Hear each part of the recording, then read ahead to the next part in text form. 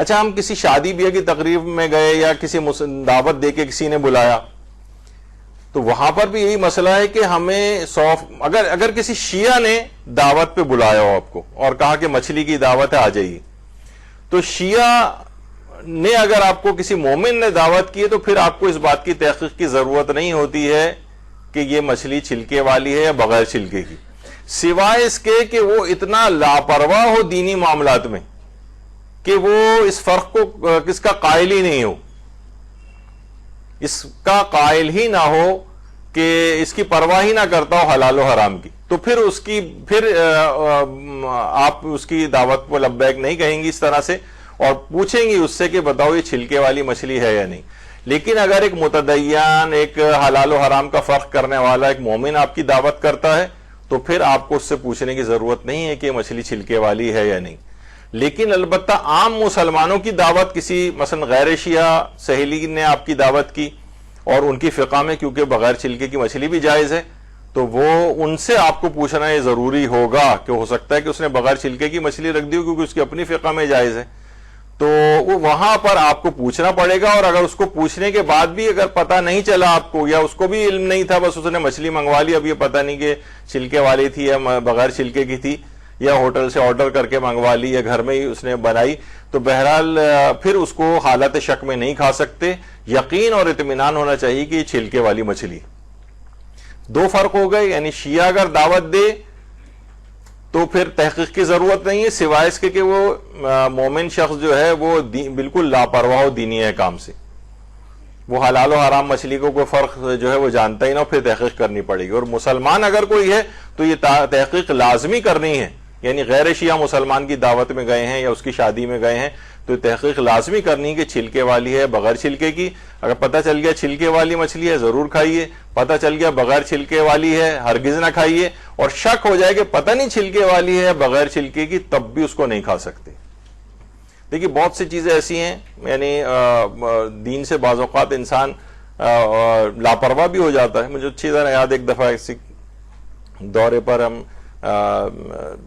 Russia گئے تھے, Saint Petersburg, تو وہاں پاکستانی یونیورسٹیز کے جو طالب علم تھے انہوں نے دعوت کی, تو وہ دعوت میں گیا تو وہاں پر مرغی رکھی ہوئی تھی. تو ظاہر ہے کہ میں نے اس لحاظ سے پوچھا کہ بھائی یہ مرغی جو ہے یہ شرعی طریقے سے, اسلامی طریقے سے ذبح شدہ ہے؟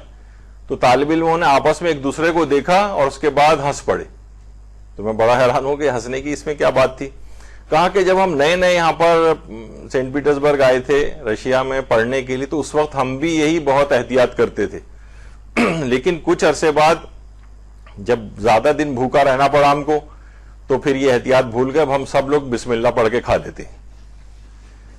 لیکن یہ والی جو مرغی ہے کم سے کم یہ ہمیں پتا تھا کہ آپ آئیں گے یہ چیز پوچھیں گے, تو یہ ہم مسلمان کی دکان سے صحیح طریقے سے ذبح شدہ مرغی لے کر آئے آپ کے لیے.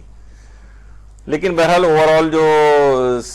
دماغ میں سین تھا, میں نے کہا ہو سکتا ہے ابھی یہ میری اس پہ کر رہے ہوں تو اس سے کھانے سے احتیاطی کی. تو یہ بہرحال یہ دماغ میں رہنا چاہیے کہ اکثر افراد دین کے معاملات میں اس طرح سے لاپرواہ بھی ہو جاتے ہیں.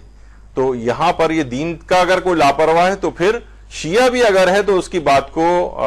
یعنی اس میں آپ کو تحقیق کرنی پڑے گی کہ یہ چھلکے والی مچھلی لے کر آیا یا بغیر چھلکے کی مچھلی لے کر آیا. تو یہ ایک بڑا مسئلہ پیش آتا ہے کہ ہم شادی بیاہ کی تقریب میں جائیں تو اس بات کا یقین حاصل ہونا ضروری ہے کہ یہ مچھلی چھلکے والی. اب وہاں دیکھنے میں بڑی زبردست طریقے سے مچھلی سجی ہوئی ہے, لوگ لے کے کھا رہے ہیں, اور سب سے زیادہ رشی ان چیزوں کے اوپر ہوتا ہے. تو اچھا لوگوں کو اتنے لاپرواہ ہو جاتے ہیں, جیسے ہمارے قبلہ مولانا محترم عامر رضا یاسوبی صاحب وہ فرماتے ہیں کہ یعنی حج پہ کاروان لے کے جاتے ہیں, ان کا ذرا ایلیٹ کلاس والا ذرا کاروان ہوتا ہے, تو عموماً مالدار لوگ اس کے اندر حج پہ جاتے ہیں. تو کہہ رہے ہیں کہ میں نے 5 اسٹار ہوٹلس میں ٹھہرتے ہیں, وہاں ان سے کہا کہ یہاں صبح ناشتے میں کریبس وغیرہ بھی رکھے ہوتے ہیں, یہاں پر اس کا سوپ ہوتا ہے اور یہ اس کے الگ احکام ہیں, تو آپ یاد رکھ لیجئے, یہ بات یاد رکھیے کہ کریب ہماری فقہ کے اندر جائز نہیں. اور پوری تقریر انہوں نے اس پہ کی, اور کہہ رہے ہیں اگلے دن جب میں ناشتے میں ذرا وہ پہلے پہنچ گیا تو دیکھا سب سے بڑی لائن کاروان کے لوگوں کی اسی کریب والی لائن پہ لگی ہوئی تھی. تو بہرحال یہ ہے, اب اس میں اسی وجہ سے اس میں احتیاط کرنی پڑے گی, اور ان لوگوں کے تحقیق کرنی پڑے گی کہ یہ مچھلی چھلکے والی ہے یا نہیں.